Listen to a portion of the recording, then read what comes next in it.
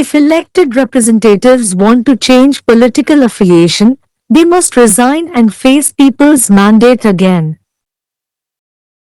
If elected representatives want to change political affiliation, then they must resign and face the mandate of the people again, observed the Kerala High Court. If the elected representative wants to change his policy or political affiliation, he has to resign and face the mandate of the people again. That is a moral side of democracy. Otherwise, it will be a unilateral withdrawal from the bond executed with the people by the elected representative. It will be an insult to the will of the people. But the people can show their will to such a representative in the next election either by supporting him or by defeating him. That is the beauty of democracy. The court made this observation while granting bail to 5 persons accused of assaulting a lady councillor of Kothukulam Nagara Sabha. Kala Raju, an LDF councillor, was allegedly abducted by her own party members on 18th January over her decision to vote in favour of the no-confidence motion moved by the UDF. It is alleged that to escape from that case, the present assault case is registered against UDF members at the instance of LDF workers as a counterblast. Justice P. V. Kunhikrishnan observed that both the LDF and UDF are trying to take the law into their own hands, instead of approaching the people in a democratic manner. The allegation against the 5 petitioners is that they assaulted the de facto complainant when she reached the Nagara Sabha office to attend a no-confidence motion and she sustained injuries. It is also alleged that the petitioners pulled her sari and outraged her modesty.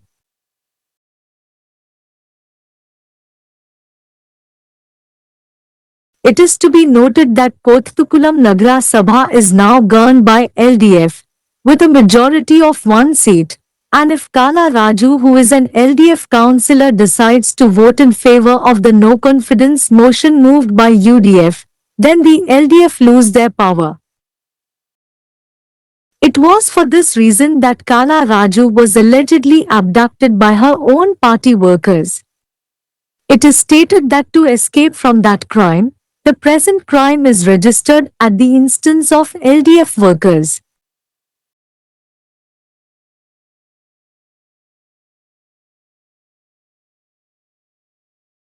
Crime was registered against the petitioners at Kothukulam police station, alleging commission of offences under sections 115, 2, voluntarily causing hurt, 126, wrongful restraint, 74, assault or criminal force to women's modesty, 76, assault or use of criminal force to women with intent to disrobe, 189, unlawful assembly, 191, rioting, and 190, every member of unlawful assembly guilty of offence committed in prosecution of common object of the BNS.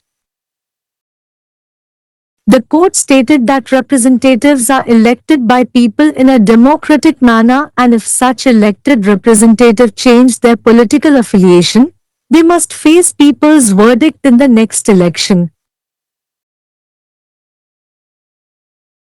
The court stated that elected representatives who change their political affiliation should not be attacked physically and must face will of people through ballot paper in the next election. In the facts of the case, the court noted that these 2 crimes occurred as a result of the embarrassment of LDF workers since their councillor was suddenly changing her political affiliation. As such, the court allowed the bail application. Counsel for petitioners, advocates V. John Sebastian Ralph Reti John, Vishnu Chandran, Giridhar Krishna Kumar, Geethu T.A., Mary Grishma, Liz Johnny Krishnapriya Shri Kumar. Counsel for respondent, Senior Public Prosecutor Noishat K.A. Case title K.R. Jaikumar v. State of Kerala. Case No. Bail PPL. Number 1179 of 2025. தேர்ந்தெடுக்கப்பட்ட பிரதிநிதிகள் அரசியல் சார்பை மாற்ற விரும்பினால் அவர்கள் ராஜினாமா செய்து மீண்டும் மக்களின் ஆணையை எதிர்கொள்ள வேண்டும். தேர்ந்தெடுக்கப்பட்ட பிரதிநிதிகள் அரசியல் சார்பை மாற்ற விரும்பினால் அவர்கள் ராஜினாமா செய்து மீண்டும் மக்களின் ஆணையை எதிர்கொள்ள வேண்டும் என்று கேரள உயர் நீதிமன்றம் கூறியது. தேர்ந்தெடுக்கப்பட்ட பிரதிநிதி தனது கொள்கையையோ அல்லது அரசியல் சார்பையோ மாற்ற விரும்பினால் அவர் ராஜினாமா செய்து மீண்டும் மக்களின் ஆணையை எதிர்கொள்ள வேண்டும். அதுதான் ஜனநாயகத்தின் தார்மீக பக்கம். இல்லையெனில் அது தேர்ந்தெடுக்கப்பட்ட பிரதிநிதியால் மக்களுடன் நிறைவேற்றப்பட்ட பத்திரத்திலிருந்து ஒருதலை பட்சமாக விலகுவதாகும். இது மக்களின் விருப்பத்திற்கு அவமானமாக இருக்கும். ஆனால் அடுத்த தேர்தலில் அத்தகைய பிரதிநிதியை ஆதரிப்பதன் மூலமோ அல்லது அவரை தோற்கடிப்பதன் மூலமோ மக்கள் தங்கள் விருப்பத்தை காட்டலாம். அதுதான் ஜனநாயகத்தின் அழகு. கூத்தாட்டுக்குளம் நகர சபையின் பெண் கவுன்சிலரை தாக்கியதாக குற்றம் சாட்டப்பட்ட 5 பேருக்கு ஜாமீன் வழங்கிய போது நீதிமன்றம் இந்த கருத்தை தெரிவித்தது. LUTF கவுன்சிலரான கலா ராஜு ஜனவரி 18 அன்று UUTF கொண்டு வந்த நம்பிக்கையில்லா தீர்மானத்துக்கு ஆதரவாக வாக்களிக்க முடிவு செய்ததற்காக அவரது சொந்த கட்சி உறுப்பினர்களால் கடத்தப்பட்டதாக கூறப்படுகிறது. அந்த வழக்கிலிருந்து தப்பிக்க தற்போதைய தாக்குதல் வழக்கு LUTF தொழிலாளர்களின் வேண்டுகோளின் பேரில் எதிர் தாக்குதலாக UUTF உறுப்பினர்களுக்கு எதிராக பதிவு செய்யப்பட்டுள்ளதாக கூறப்படுகிறது. LUTF மற்றும் UUTF இரண்டும் மக்களை ஜனநாயக முறையில் அணுகுவதற்கு பதிலாக சட்டத்தை தங்கள் கைகளில் எடுக்க முயற்சிப்பதாக நீதிபதி PV குன்ஹிகிருஷ்ணன் குறிப்பிட்டார். 5 மனுதாரர்கள் மீதான குற்றச்சாட்டு என்னவென்றால் நம்பிக்கையில்லா தீர்மானத்தில் கலந்து கொள்ள நகர சபை அலுவலகத்திற்கு வந்தபோது அவர்கள் உண்மையான புகார்தாரரை தாக்கினர். அதில் அவருக்கு காயம் ஏற்பட்டது. மனுதாரர்கள் அவரது சேலையை இழுத்து அவரது அடக்கத்தை சீர்குலைத்ததாகவும் கூறப்படுகிறது. கூத்தாட்டுக்குளம் நகர சபை இப்போது LUTF ஆல் நிர்வகிக்கப்படுகிறது. ஒரு இடத்தின் பெரும்பான்மையுடன் LUTF கவுன்சிலராக இருக்கும் கலா ராஜு UUTF கொண்டு வந்த நம்பிக்கையில்லா தீர்மானத்துக்கு ஆதரவாக வாக்களிக்க முடிவு செய்தால் LUTF அவர்களின் அதிகாரத்தை இழக்கிறது. இந்த காரணத்தினால்தான் கலா ராஜுவை அவரது சொந்த கட்சியினரை கடத்திச் சென்றதாக கூறப்படுகிறது. அந்த குற்றத்திலிருந்து தப்பிக்க தற்போதைய குற்றம் LUTF தொழிலாளர்களின் வேண்டுகோளின் பேரில் பதிவு செய்யப்பட்டுள்ளது என்று கூறப்படுகிறது. கூத்தாட்டுக்குளம் காவல் நிலையத்தில் மனுதாரர்கள் மீது குற்றம் பதிவு செய்யப்பட்டது. இதில் 11.5.2 தானாக முன்வந்து காயப்படுத்துதல், 126 தவறான கட்டுப்பாடு, 74 பெண்களின் அடக்கத்தின் மீது தாக்குதல் அல்லது குற்றவியல் பலாத்காரம், 76 ஆடையை கழற்றும் நோக்கத்துடன் பெண்ணை தாக்குதல் அல்லது குற்றவியல் பலாத்காரம் செய்தல், 189 சட்டவிரோத கூட்டம், 191 கலவரம் மற்றும் 190 பொதுவான பொருளை தண்டிப்பதில் குற்றம் சாட்டப்பட்ட ஒவ்வொரு சட்டவிரோத கூட்ட உறுப்பினரும் குற்றவாளி ஆகிய பிரிவுகளின் கீழ் குற்றங்கள் இழைத்ததாக குற்றம் சாட்டப்பட்டது. பிரதிநிதிகள் ஜனநாயக முறையில் மக்களால் தேர்ந்தெடுக்கப்படுகிறார்கள் என்றும் அத்தகைய தேர்ந்தெடுக்கப்பட்ட பிரதிநிதிகள் தங்கள் அரசியல் உறவை மாற்றினால் அவர்கள் அடுத்த தேர்தலில் மக்களின் தீர்ப்பை எதிர்கொள்ள வேண்டும் என்றும் நீதிமன்றம் கூறியது. தங்கள் அரசியல் உறவை மாற்றும் தேர்ந்தெடுக்கப்பட்ட பிரதிநிதிகள் உடல் ரீதியாக தாக்கப்படக்கூடாது என்றும் அடுத்த தேர்தலில் வாக்குச் சீட்டு மூலம் மக்களின் விருப்பத்தை எதிர்கொள்ள வேண்டும் என்றும் நீதிமன்றம் கூறியது. வழக்கின் உண்மைகளில் இந்த இரண்டு குற்றங்களும் LUTF தொழிலாளர்களின் கவுன்சிலர் திடீரென தனது அரசியல் உறவை மாற்றியதால் ஏற்பட்ட அவமானத்தின் விளைவாக நிகழ்ந்ததாக நீதிமன்றம் குறிப்பிட்டது. எனவே நீதிமன்றம் ஜாமீன் மனுவை அனுமதித்தது. மனுதாரர்களுக்கான வழக்கறிஞர்கள் விஹி John Sebastian Ralph Retty John, Vishnu Chandran, Giridhar Krishnakumar, Geethu T தேஹூர், Mary Greeshma, Liz Johny Krishnapriya Sreekumar. பிரதிவாதிக்கான வழக்கறிஞர் மூத்த அரசு வழக்கறிஞர் நௌஷாத் KUK.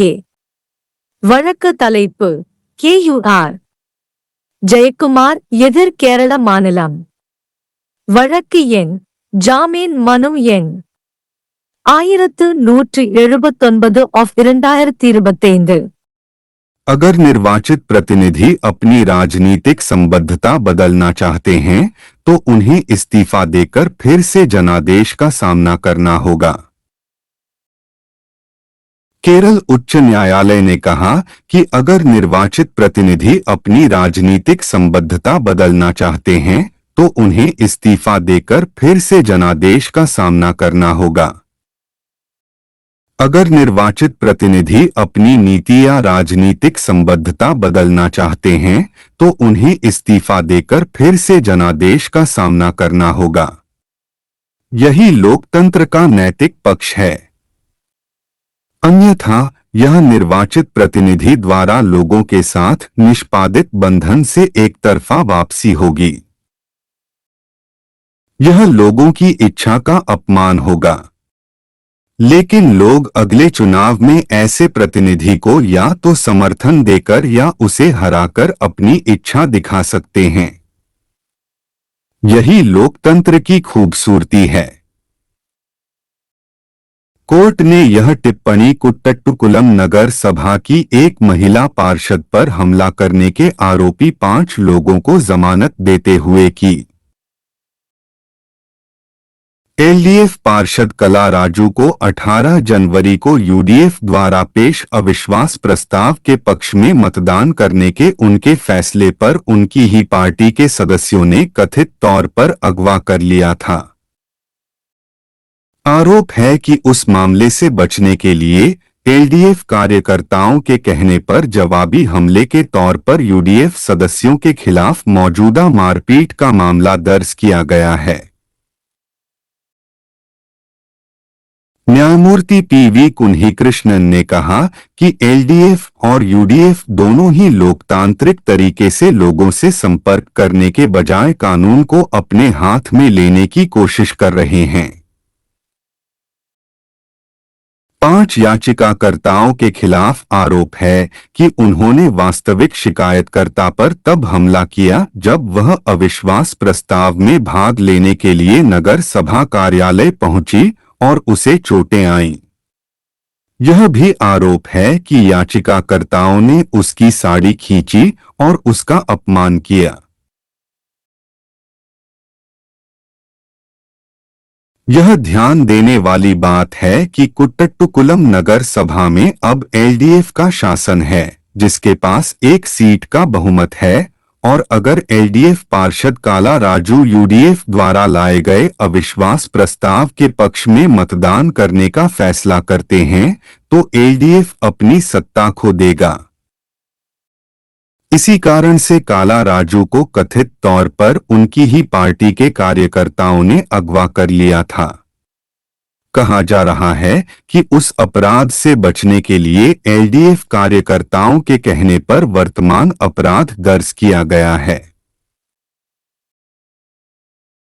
याचिकाकर्ताओं के खिलाफ कुट्टट्टुकुलम पुलिस स्टेशन में अपराध दर्ज किया गया है, जिसमें BNS की धारा 115(2) स्वेच्छा से चोट पहुंचाना, 126 गलत तरीके से रोकना, 74 महिलाओं की गरिमा पर हमला या आपराधिक बल का प्रयोग, 76 महिलाओं के कपड़े उतारने के इरादे से उन पर हमला या आपराधिक बल का प्रयोग, 189 अवैध रूप से एकत्र होना, 191 दंगा करना और 190 अवैध रूप से एकत्र होने वाले प्रत्येक सदस्य को समान उद्देश्य के लिए किए गए अपराध का दोषी माना जाना के तहत अपराध किए जाने का आरोप लगाया गया है। कोर्ट ने कहा कि जनप्रतिनिधियों का चुनाव जनता द्वारा लोकतांत्रिक तरीके से किया जाता है और यदि ऐसे निर्वाचित प्रतिनिधि अपनी राजनीतिक संबद्धता बदलते हैं तो उन्हें अगले चुनाव में जनता के फैसले का सामना करना होगा। कोर्ट ने कहा कि निर्वाचित प्रतिनिधि जो अपनी राजनीतिक संबद्धता बदलते हैं उन पर शारीरिक हमला नहीं किया जाना चाहिए और उन्हें अगले चुनाव में मतपत्र के माध्यम से जनता की इच्छा का सामना करना होगा। मामले के तथ्यों में न्यायालय ने पाया कि ये दोनों अपराध एलडीएफ कार्यकर्ताओं की शर्मिंदगी के परिणामस्वरूप हुए क्योंकि उनके पार्षद ने अचानक अपनी राजनीतिक संबद्धता बदल ली थी। इस प्रकार न्यायालय ने जमानत आवेदन को स्वीकार कर लिया। याचिकाकर्ताओं के वकील अधिवक्ता V John Sebastian Ralph Retty John Vishnu Chandran Giridhar Krishna Kumar Geethu TA. Mary Greeshma Liz Johny Krishna Priya Sree Kumar. प्रतिवादी के वकील वरिष्ठ लोक अभियोजक नौशाद के।